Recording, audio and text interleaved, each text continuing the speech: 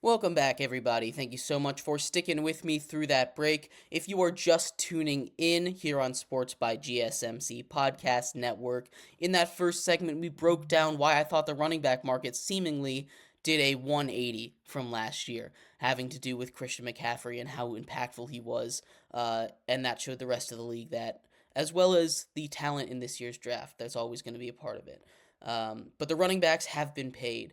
Derrick Henry went to uh, Baltimore, and Saquon got paid to go to the Eagles. There's been a lot of movement around the league. So we are all for people getting paid here. In this segment coming up, we are going to break down one of the massive trades that happened yesterday, that being Brian Burns being traded to the New York Giants. What that means for the Panthers, what that means for the Giants as far as look ahead, not just at this season but seasons to come. What kind of message it sends from each of the front offices. But before we get too far into that, remember that if you would like to be an even bigger part of the show than you already are, all you need to do is go to gsmcpodcast.net.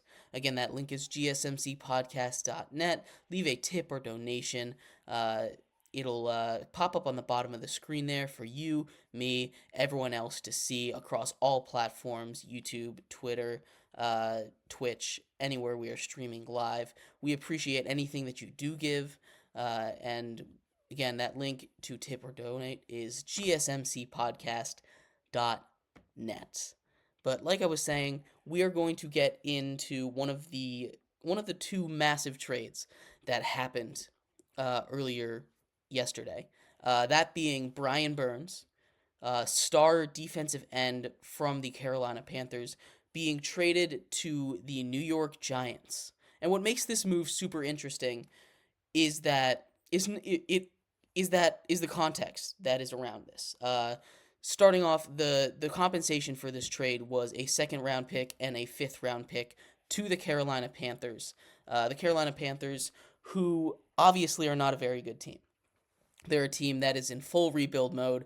They went out and they put out a lot to go and get the quarterback that they thought would be the quarterback of their future in Bryce Young, and that obviously did not work. And there's a lot of factors. I'm not ready to cast Bryce Young off yet as a bust, but there's a lot of factors. He definitely had a part in it. The coaching staff had a major part in it as well. Apparently, news broke a couple days ago that they changed the entire playbook a week before the regular season started. So everything that he had done up to then was pointless. So it's not all his fault for the season that he had.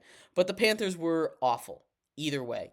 No matter how you slice it, no matter who you give the blame to, the Panthers were not a very good team. So Brian Burns, one of the mainstays on that Panthers defense that, in all honesty, hasn't been that awful. Uh, Now, last year, again, everything was awful for them last year, so the defense was not very good. But Brian Burns has been a stud on that defense for quite some time. Such a stud that 2 years ago, when the Rams were trying to make a Super Bowl run, they offered the Panthers two firsts and a second for Brian Burns. The Panthers, who at the time were semi-competitive for a wild card spot, they were about 500. They turned it down. They said, no, Brian Burns is too important. He's going to be a mainstay on our defense for as long as he's here. He is a Panther. He is not going anywhere. And just 2 years later, here we are. Brian Burns has been franchise tagged twice. He almost sat out all of last season. He did threaten to do that and eventually came back and played that first game. Uh, he has been traded to the New York Giants, making that Giants defensive line, and I don't want to overreact here. I do have a little bias here as a Giants fan, but making the Giants defensive line one of the best in football. And I know that might sound crazy if you haven't looked at it, but Dexter Lawrence on the inside, he's a top five, probably top three defensive tackle in the entire league, only behind Chris Jones, Aaron Donald. He is one of the best. Then you have up and coming pass rusher in Kayvon Thibodeau, who is kind of underrated. He does play for the Giants. He's not the most complete package, but he's very good at getting pressure on the edge. And then you add Brian Burns, who at his peak was a top five pass rusher in the league. Now, last year, again, a lot of that had to do, it wasn't his greatest season, and I think a lot of that had to do with the fact that defenses could just kind of key in on him because the rest of the Panthers were not that big of threats. That defense took a big step back, but you could make the argument that Brian Burns is a top five pass rusher in the league, and for the Giants to get him for a second and a fifth really is huge. Now, the Giants aren't really a team that's competing this season. They have made a couple moves. They lost Saquon Barkley, obviously. That's the big move that's surrounding them. But bringing in a guy like Brian Burns to help shore up that defense is going to be really, really, really big. Again, those Giant Super Bowls of the early 2010s, late 2000s, they were built on the line. So they're building up that defensive line, and they're also building up that offensive line. They've made a couple really sneaky good signings on that offensive line. That's what they were focusing on. They got 3 or 4 starting offensive linemen. Excuse me. They got 3 or 4 starting offensive linemen, and they've really worked hard to build it up next to Andrew Thomas on the left side. Uh, it'll be interesting to see how they all gel together. The Giants are still trying to compete. They brought in Drew Lock as a backup to Daniel Jones for the season. Both guys who were drafted in the same draft. Both guys who I thought were very similar quarterbacks coming out of the draft. So it's interesting to see them on the same team now. But the Giants bringing in a backup is important. Obviously, Daniel Jones is not the answer, it seems. He does have one more year to prove it. So maybe he can get something done without Saquon. But he also has coming off a torn ACL, so he's not going to be able to start the season. It's going to be probably Drew Lock to start the season, hand the reins back over to Daniel Jones, and then anything could happen. The Giants and the Panthers aren't in the best spots as organizations. The Panthers are trying to go full rebuild mode, while the Giants are desperately trying to claw themselves out of a long rebuild that they have been in for quite some time, since about 2015. They've been rebuilding. So the Giants are ready to get out of that. They're trying to make these moves to win. The Panthers, on the other hand, are blowing it up. So it's going to be interesting to see what happens with these two teams as we continue with the offseason. The other major trade that happened, Carlton Davis was traded for 2 seconds. Carlton Davis, the cornerback for the Buccaneers, he, during their Super Bowl runs, was a lockdown corner. And he's kind of taken a little bit of a step back. Corner is one of those positions that is really, really, really tough to be elite at for your entire career. It's a super short window of you being a prime athlete just because of how demanding it is. Corner is probably the hardest position to play, not just in football, but in all of sports. Because you don't have any control of it. All you have to do, all you're doing is trying to stay with the most explosive athletes in the entire world at wide receiver. And also you have to tackle them, and you can't touch them at all. So it's really, really tough to play corner. I respect anyone that does it at a high level, and Carlton Davis is one of those guys. Carlton Davis has proven he is worth it, and he is going to get those 2 first round picks the Bucks are getting is not first, excuse me. Those 2 second round picks the Bucks are getting, absolutely a good trade. I like it for both sides. They weren't going to be able to keep him long term, freeing up cap space so they could pay for that Baker Mayfield and Mike Evans contract, as well as some other players that they still need to pay. Levante David. They did franchise tag Antoine Wells. The Bucks are are trying to figure out that cap situation right now. But the other part of that Brian Burns trade that I realized I didn't talk about is right after it was like a sign-in trade. Picks were traded.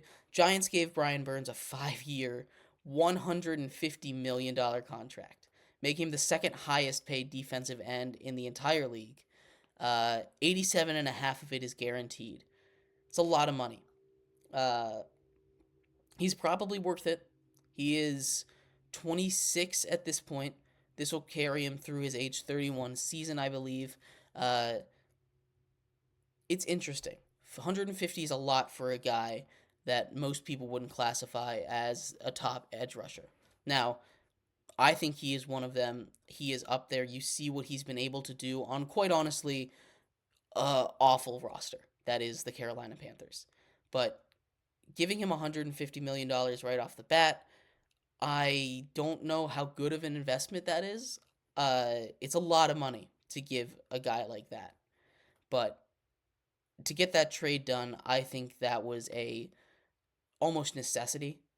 Otherwise, giving up 2 picks for a guy that you're only going to have for one season isn't quite worth it, even if it is just a second and a fifth. Uh, Locking him up long term was something that the Giants had to do to even make that trade make any sense, and they were able to do that. So, as much as I do have some holds about how big that contract is, I don't really have that many complaints about it. I think it's a very good contract uh, for both sides. Obviously, $150 million for a player, we're all for that. We love players getting paid here on the show. This is my favorite week. Everyone's getting paid. Uh, but for the Giants, locking up a really, really solid guy long term is very important. Uh, but yeah, I'd love to hear your guys' thoughts on this trade, the Carlton Davis trade, the Jerry Jeudy trade. I know we talked a little bit about that yesterday. This is uh, it's been there's been just a couple trades so far. Obviously, this has been more about free agents being signed and stuff. In our next segment coming up, we're actually going to talk about another trade. Justin Fields. I know we've talked about this to death, and a lot of you guys are going to be like, "Ugh, this again, Justin Fields." But no, there's been a couple new developments. Obviously, free agency has gone wild in its first 24, 48 hours of being open. But the there's running out of space for Justin Fields to go in. So we'll talk about that in our next segment. Comment from Crazy Dude. Giants division contenders. I do not think they're division contenders. They still have the Eagles and the Cowboys in that division, and their quarterback situation is a mess. They've just lost their best player on offense. I just think getting a guy like Brian Burns and locking him up is something that's huge for that team. Keeping that guy invested in your team, especially if you're going to give up 2 picks for assets, uh, it's it's not quite the it's not quite the move. But anyway, stick around. In our next break, in our next segment, we're going to talk a little bit about Justin Fields, the moves that have affected him and his trade stock, as well as in the segment after that, we're going to be covering just some breaking news. There's already been 3 or 4 free agent signings that have happened while we're talking, so we're going to go through all of those in our 4th segment, so we're not interrupting each segment as it goes in. But thank you everyone so much for tuning in so far to Sports by GSMC Podcast Network. We will be right back.